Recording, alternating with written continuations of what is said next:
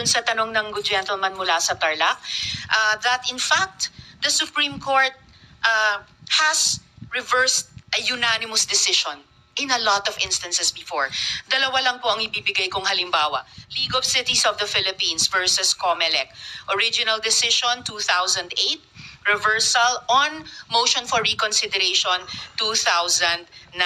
Isa pa pong halimbawa, International Service for the Acquisition of Agri-Biotech Applications Inc. o ISAA et al. Versus Greenpeace Southeast Asia. Original decision, unanimous, December 8, 2015. Reversed unanimously on MR din, July 26, 2016. So, hindi lang po tulad nung sinabi ni Minority Leader na there's always a first time, it has happened before. So, yung ganitong klaseng milagro na hinahanap, posibleng mangyari din po dito sa kasong pinag-uusapan natin. Malay po natin. Salamat po, Mr. President. Salamat sa good gentleman from Tarlac. Yes, Mr. President, unbanked decisions po. Well, you have to cite the Gladly jurisprudence. cite the GR number po bang hinihingi, Mr. President? Pagka sinabi pong lahat po ng members ng Supreme Court, 15 of them, unanimous. To Kasi reiterate po, what baka division lang yan, 5 lang yun. Hindi po No, bank Mr. yun. President, to reiterate what I already said, mga ano po ito, mga reversal ng unanimous Supreme Court decisions. Yes, but I am Sa asking for dalawang qualification, halimbawang Mr. President, ibigay ko whether po these are on bank MR. decisions or decisions by a division. And whether or not they Mr. were President, characterized sinabi by... ko rin na po kanina, Sandali unbanked po. decisions po ito. Ay, hindi po. Whether or I am not the replying to the decisions question. are characterized by the following qualifications. 1, unconstitutional, void ab initio, violative of due process. All these are present in those jurisprudence cases as you cited. Mr. President. Mr. President, bagamat para itong yung pinag-uusapan natin kaninang operative facts, kanina simple lang yung tanong eh. May kaso na po ba na ang Supreme Court sa unanimous decision ay ni-reverse ang sarili nila? Ngayon may dinadagdag na tanong. Pero sige po, yung League of Cities of the Philippines versus COMELEC, the Supreme Court in its original decision in 2008 unanimously declared the cityhood laws unconstitutional. I will have to get more information po on the ISAA reversal of unanimous decision. Pero malinaw na mga sagot na po ito dun sa original na tanong. So the original assertion na hindi po natin alam kung na-reverse na ng Supreme Court ang sarili nila sa original na unanimous decision has fallen by the wayside. Kasi the Supreme Court, as I said already earlier, has reversed a unanimous decision unbanked in a lot of instances before. Yun lamang naman po, Mr. President. Noted and entered Salamat into po. the records.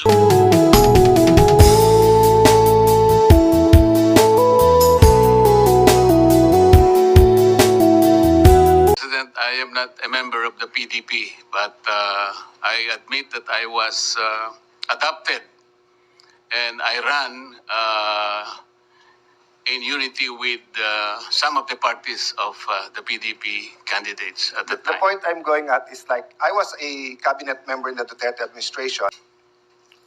So naging napakahirap ba? Importante lang po ilagay lang po sa tamang proseso Napakasimple po kasi nung kanilang mga tuntunin, iniisip ko, sundin lang yung mga tuntunin. Ang problema po, isa man sa tuntunin, wala pong sinunod Kaya po humirap ng humirap para sa kanila. So Mr. President, I'm glad you mentioned tamang proseso. I think the way the Tama po kayo, wala man lang po akong nakita sapagkat ako po hindi isinali sa pakakitaan ng... Yun Kaya nung tinanong ko po yung aking mga kasama, kayo pala bigyan nyo nga ako ng kopya para mabasa ko. Wala rin kami. Paano nyo pinirmahan? Hindi naman namin binasa ng pinirmahan na. Basta meron lang binigay ng mga signature pages. Doon lang kami pumirma. So hindi nyo nabasa? Hindi. God and the world has a way of correcting it. Bahay na lahat yung sinabi sa akin, Mr. President, at hindi po nila na kayang basahin sapagkat wala nga silang kopya. Humihingi po sila ng kopya bago pumirma, ngunit wala pong ibinigay. Yun po yung sinabi sa akin ng mga ilan sa aking mga kasamahan doon. ini-impeach na opisyal. Pero kinakailangan po hindi dapat magmadali. Kaya dalawa po kasing bagay yun eh. Kailangan po siyang mapagbigyan ng due process niya at gaano man po karami yung ebidensyang inaharap sa kanya. Bigyan natin siya ng pagkakataong makasagot. So maaari pong mahirapan ng konti, tumagal ng konti. Ngunit kailangan po natin ibigay lahat ng proseso sa ini-impeach at sa mga nag-i-impeach. Mr. President, just a point of information. Senator Pia Cayetano is recognized for her point of information. Yes, thank you, Mr. President. I'm happy to be corrected. We have on the floor, I don't know, maybe 5 or 6 previous majority floor leaders. Senator Alan was a majority floor leader. The minority floor leader was Senator Soto was a majority floor leader. Senator Kiko was a majority floor leader. Senator Subiri, former Senate President, was also a majority floor leader. I hope I didn't forget anyone. Lauren was a majority floor leader. So on that note, I just want, so again, I'm happy to be corrected, but the rules, to my knowledge, do not limit us to a particular kind of motion. Rule 31, the title is Precedence of Motions, so it lists the motions that take precedence. Rule 32 is the privilege motion. It doesn't mean that we cannot have a different motion. So just put that on the table so that those who want to be creative can continue this discussion later on when we get to that point that we're deciding if we will rephrase, if we choose to look for a more appropriate wording. But I'd like to include this in everyone's for everyone's consideration, that there doesn't seem to be a limitation on what kind of motion we can present to the body. Thank you. Thank you very much, Senator Cayetano. Mr. President, at this juncture, may I move that we recognize the distinguished gentleman from Davao, Senator Bato de la Rosa. Clarification, Mr. President, that it is very clear to me during our caucus, we have agreed that today, on this date, we are going to tackle this Supreme Court ruling, and we have to debate on this, and we have to decide on this today. It was not part of the agreement that whenever the House of Representatives file a motion for reconsideration, ay ma-install yung ating plano to decide today. So, bakit nagbago yung usapan, Mr. President? I'm just asking. Your Honor, the Senate is a collegial. Salamat po, Mr. President. In lieu of an interpellation of the good gentleman from Tarlac, I will be seconding a motion, Mr. President, preceded by a brief manifestation. Earlier, Mr. President, Senator Marcoleta said he refuses to speculate on reversal. But the good gentleman's own position is based on his own speculation that the SC will not reverse its decision.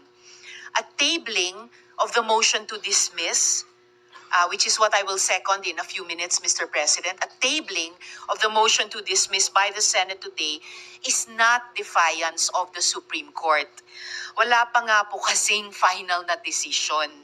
Kahit ang Korte Suprema po, iniintay pa ang comment ng VP.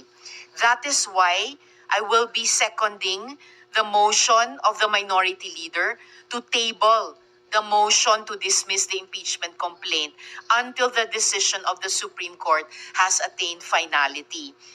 Tama po, we should exercise extraordinary prudence in this matter of transcendental importance. Still, I also wish to take this opportunity to express my thoughts at this crucial moment for our chamber. Mr. President, I agree and I continue to respect the Supreme Court. Hindi po magbabago iyan. But, Mr. President, hindi naman po ibig sabihin ng respeto ay pananahimik. Lalo na kapag inisip natin kung gaano kalaki ang nakataya dito. Magkaiba rin yung rumerespeto at yung bulag. Kaya naman, I will not be choosing silence, nor will I be turning a blind eye in the face of clear and unmistakable injustice. I am encouraged by the words of brave professors of the UP College of Law who in 2010 issued a sharp critique of a Supreme Court decision. Vinuya versus Executive Secretary, which said, the court cannot regain its credibility and maintain its moral authority without ensuring that its own conduct, whether collectively or through its members, is beyond reproach. So, in the context of the SC decision, Duterte versus House of Representatives, I believe we need to shed light on some concerns which former justices and constitutional framers themselves, some of whom are here this afternoon, Mr. President, have underscored.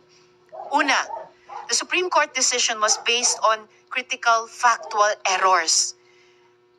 At binanggit na rin po ito ni Minority Leader. And this has since been pointed out by no less than retired Senior Associate Justice Antonio Carpio. For example, the decision said that the February 5 impeachment complaint was transmitted to the Senate without a plenary vote in the House.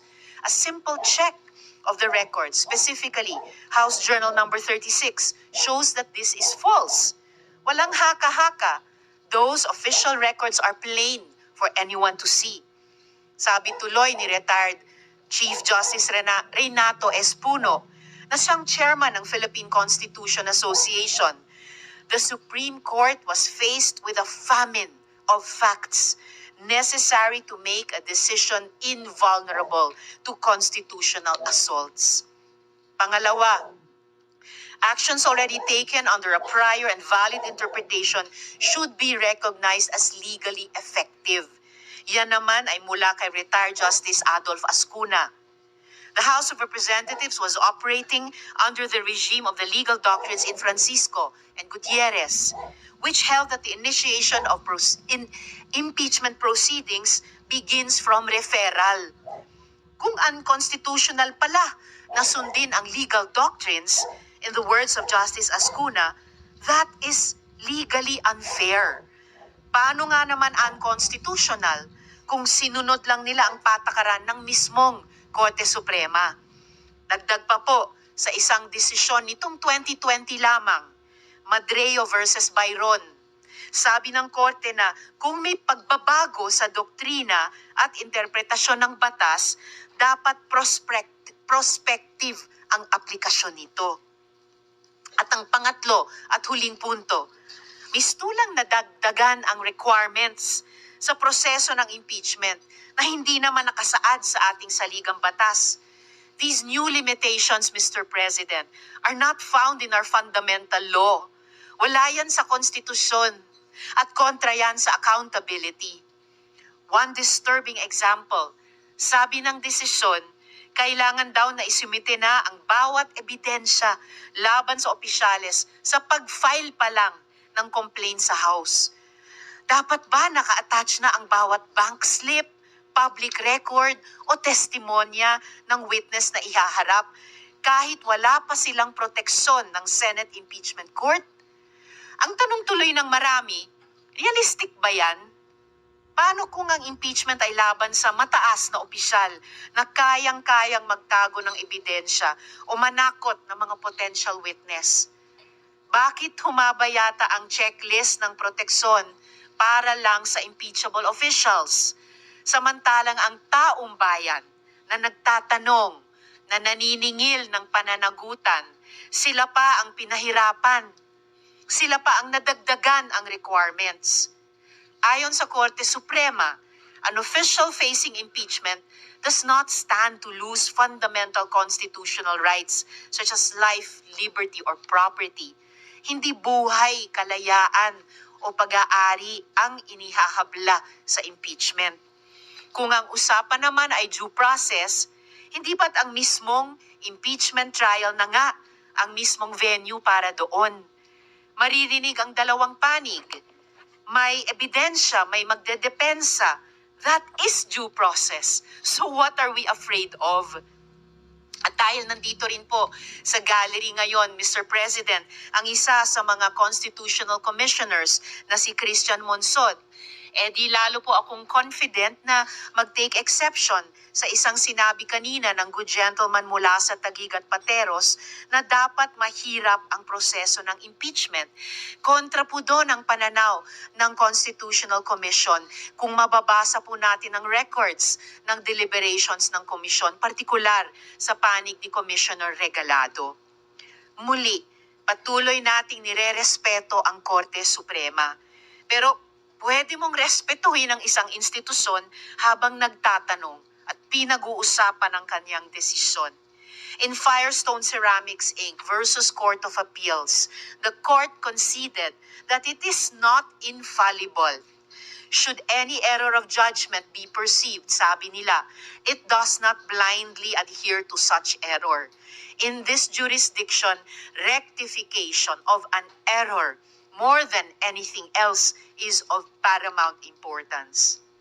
In the 2010 letter that I mentioned earlier, the UP law professors said that the position of the Supreme Court as the final arbiter of all controversies requires competence and integrity completely above any and all reproach. A breach of these values, the professor said, does violence to the primordial function of the Supreme Court as the ultimate dispenser of justice. And the UP Law Dean who led that letter to the Supreme Court, walang iba po kundi ang nagsulat ng desisyon na ating pinag-uusapan. Dear Mr. President, dear colleagues, I believe this decision is of the highest public interest, whose consequences will echo through time and history. Maraming taon mula ngayon, pag-aaralan at hihimayin ito ng lahat. Mula sa mga estudyante, mga journalist, mga political analyst, mga academics, at higit sa lahat ng ating mga kababayan. One day, and this day will come, history will judge all of us based on our actions today, August 6, 2025.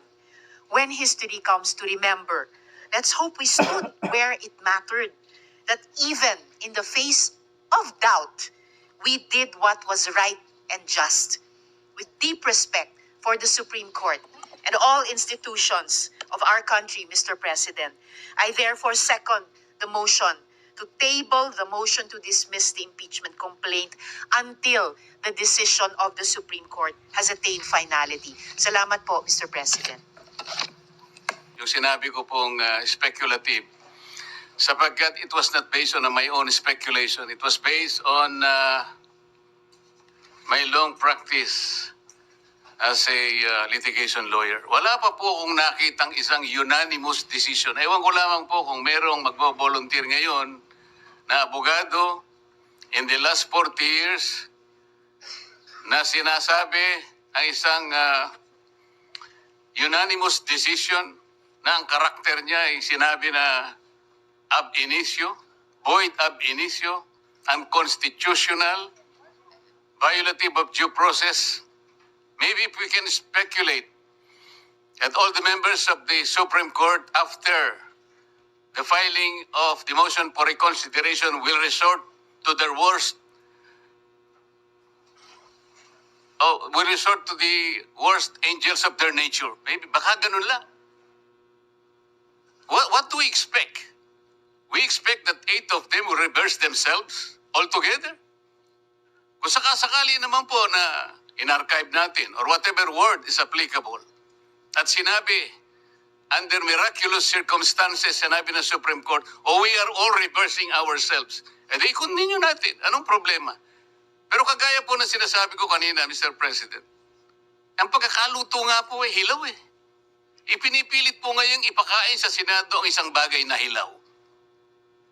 Eh paano? Sinabi po ba ng Supreme Court na wag na kayong mag-impeach? Hindi po. Binigyan po tayo ng guidelines. Alam po ba ninyo kung bakit binigyan na ng guidelines ng Supreme Court kung paano mag-impeach? Kasi po, Mr. President, if you recall, the Supreme Court issued a notice on July 8, 2025, requiring at least 11 information from the House of Representatives and the Senate. The Senate made a manifestation na wala po kaming maibibigay sapagkat lahat po niyan ay makukuha ninyo sa House of Representatives. Alam po ba ninyo na 4 sa hinihingi ng Supreme Court ay nandun po sa puso ng due process? Ano po yung hinihingi? Sinabi lamang po ng Supreme Court, pwede bang ibigay nyo sa amin kung lahat ng miyembro ng House of Representatives ay binigyan ninyo ng kopya at kailan?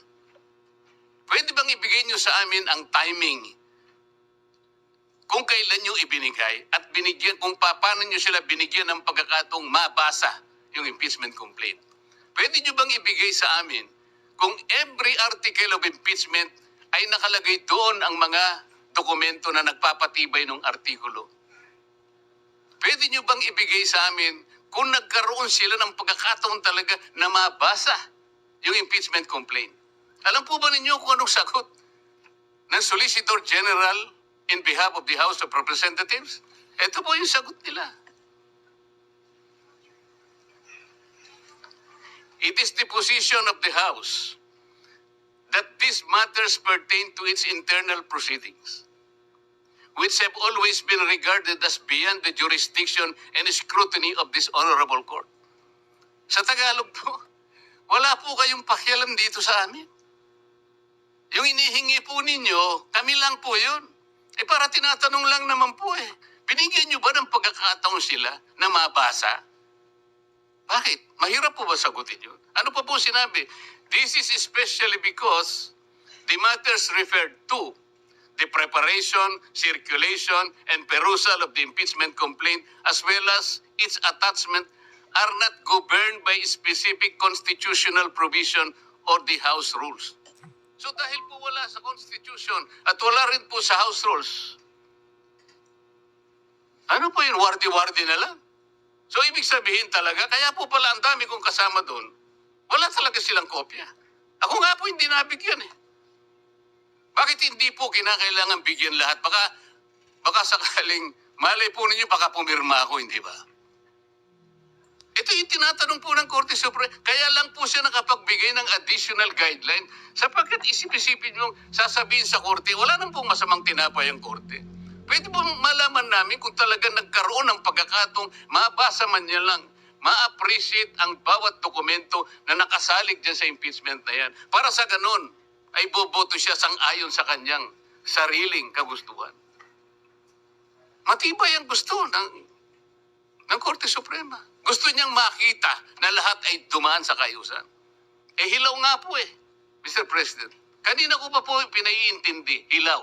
Ba't hindi po kayo magluto ng mas masarap na kanin? Para sa ganun po, hindi tayo mahirapan. Maghintay na lang po kayo ng 6 months. Pwede naman Ba't pinipilit po natin yung isang bagay na hilaw at pinipilit niyong ipakain sa atin? Mr. President, sabi ko po kanina, Mr. President, I am ready to amend my motion. Kung kinakailangan po, that will be consistent on the respect accorded to the Supreme Court. Kaya lamang po, kailangan nating umaksyon sapagkat kagaya po ng nalalaman natin, naghihintay ang taong bayan na kailangan magkaroon po ng closure ito sapagkat kapag ito will be hanging on the balance, baka hindi po mabutihin ang ating mamamayan. Yun lang naman po ang pinakapunto rito, Mr. President. Thank you, Senator Marcoleta. By way of Mr. point- President, kaya nga po nag-i-speculate tayo rito Hindi natin alam kung anong iniisip ng Supreme Court. Pero sa ngayon, sinabi po niya, immediately executory at tayo lamang po talaga ang pinagsasabihan niya. At tungkol naman po sa motion to dismiss na minodify ko na kung ayaw po ninyo, wala po akong magagawa. Pero may I invoke Section 135 of the Senate Rules. Ang sabi po rito, if there is no rule applicable to a specific case, the Presidents of the Legislative Department of the Philippines shall be resorted to. So ang dami po nito Dito po magkakaroon ng motion to dismiss dito. Lahat po ng presidents, kahit na wala po tayong specific rules, ay observe po natin ang Section 135 ng ating rules. Pero dahil inamend ko na nga po, kung pwede na po yung motion to archive, which is consistent to the immediate execution of the decision of the Supreme Court addressed to this august chamber. Okay, bakit naman po pinipilit pa nating i-delay based on speculation? Based on the fortunes of whatever the Supreme Court will decide later on, which is which is based on impossibility. Noted and entered. Bigyan ng point of information, sagot dun sa tanong ng good gentleman mula sa Tarlac, that in fact, the Supreme Court has reversed a unanimous decision in a lot of instances before. Dalawa lang po ang ibibigay kong halimbawa. League of Cities of the Philippines versus COMELEC. Original decision, 2008. Reversal on motion for reconsideration 2009. Isa pa pong halimbawa, International Service for the Acquisition of Agri-Biotech Applications Inc. o ISAA et al. Versus Greenpeace Southeast Asia.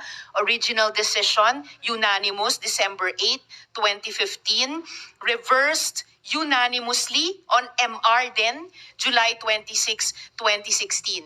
So, hindi lang po tulad nung sinabi ni Minority Leader na there's always a first time, it has happened before. So, yung ganitong klaseng milagro na hinahanap, posibleng mangyari din po dito sa kasong pinag-uusapan natin. Malay po natin. Salamat po, Mr. Noted. President. Salamat sa good gentleman I know from Tarlac. from the good senator if these decisions are bank decisions or divisions.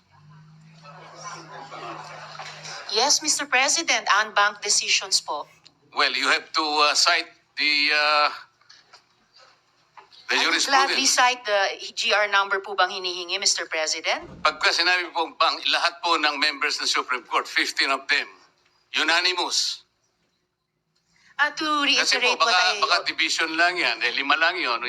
Hindi po No, bank Mr. yun. President, to reiterate what I already said, mga ano po ito, mga reversal ng unanimous Supreme Court decisions. Yes, but I am At sa asking for dalawang qualification, halimbawang Mr. President, binigay ko whether po these are on bank MR. decisions or decisions by a division.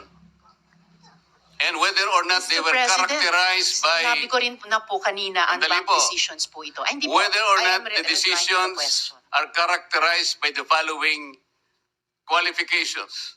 1, unconstitutional, void ab initio, violative of due process. All these are present in those jurisprudence cases as you cited. Mr. President. Mr. President, bagamat para itong yung pinag-uusapan natin kaninang operative facts, kanina simple lang yung tanong eh. May kaso na po ba na ang Supreme Court sa unanimous decision ay ni-reverse ang sarili nila? Ngayon may dinadagdag na tarong. Pero sige po, yung League of Cities of the Philippines versus COMELEC, the Supreme Court in its original decision in 2008, unanimously declared the cityhood laws unconstitutional. I will have to get more information po on the ISAA reversal of unanimous decision. Pero malinaw na mga sagot na po ito dun sa original na tanong. So the original assertion na hindi po natin alam kung na-reverse na ng Supreme Court ang sarili nila sa original na unanimous decision has fallen by the wayside. Kasi the Supreme Court, as I said already earlier, has reversed a unanimous decision unbanked in a lot of instances before. Yun lamang naman po, Mr. President. Noted.